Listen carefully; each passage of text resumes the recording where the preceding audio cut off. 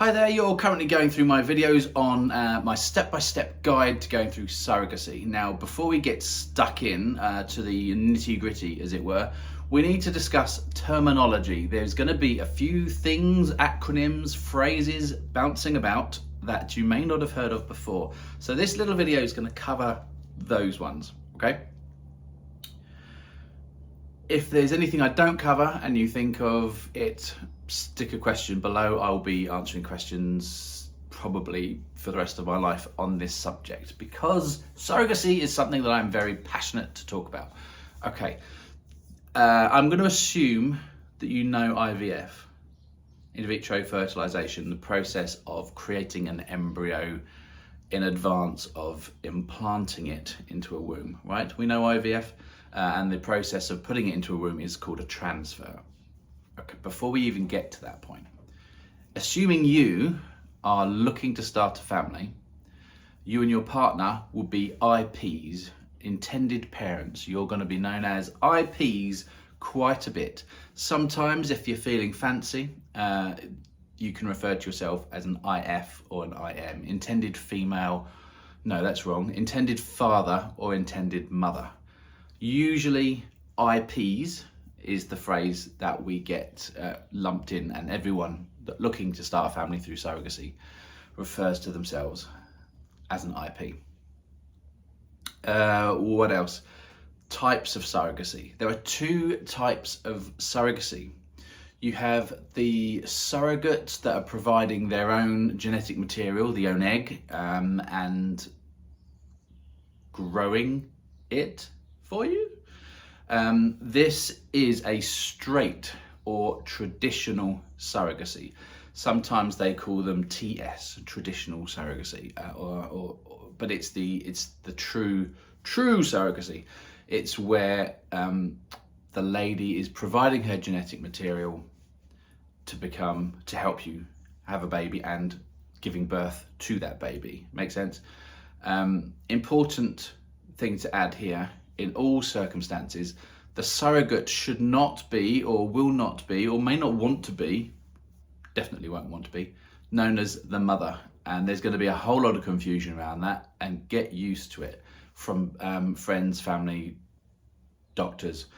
They will often refer to the surrogate as the mother, and that's going to make you feel a certain kind of way. You'll just have to roll with it, or correct them and say birth mother if you want to. The other type of surrogacy is when a lady helps you grow a baby, bake a baby in their baby ovens, but they haven't provided the egg. So they are not genetically linked. This is the type of surrogacy that my husband and I are doing.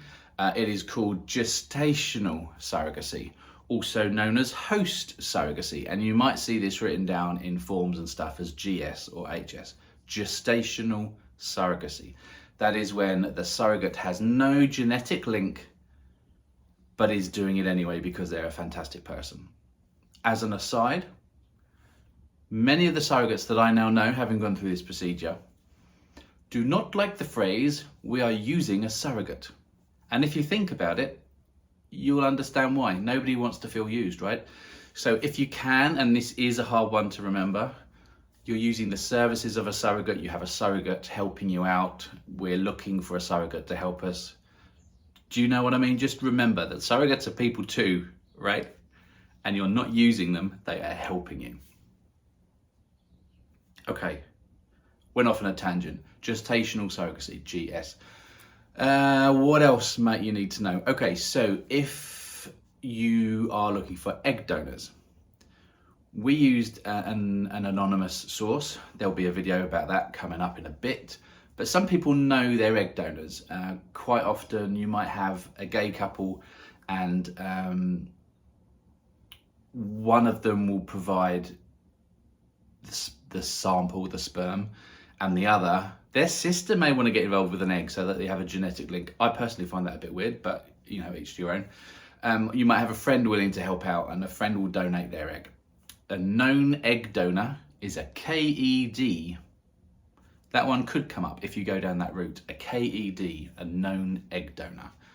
One other thing, all of the organisations in the UK that you may need to become a part of to find a surrogate, to meet a surrogate, they will have a period of time where you need to get to know each other.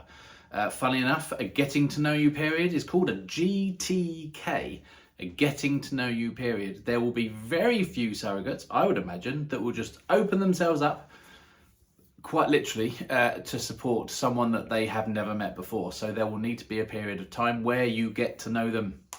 That is a GTK. Moving right down, further down in the process, you won't want this for a little while yet, but when there is babies involved, and then there's some legal stuff that comes out, you will start hearing of CAFCAS. Now, I've written this one down because this one's a mouthful. CAFCAS, Children and Family Court Advisory and Support Service.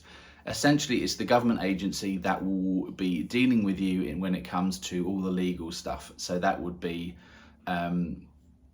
registering the baby in your name when you are the intended parent and not the birth mother, and going through the whole legal naming and changing names on birth certificates and stuff. Anyway, CAFCAS, that's the legal body that you may have some dealings with in the future. But I think that is all of the terminology I can think of. If you can think of anything else that's come up, ask me the question below and I will answer it, or I will get the services of a true expert and put you in touch with them. But I think that's a good start. Intended parent, gestational surrogate, KED, yeah, I think that covers it. Okay, now the next video, the journey starts for realsies. So like, follow and subscribe, ting that notification bell, whatever it is. It would be great if I can benefit from these back, but more importantly, I'm hoping it will help you out. See you next time.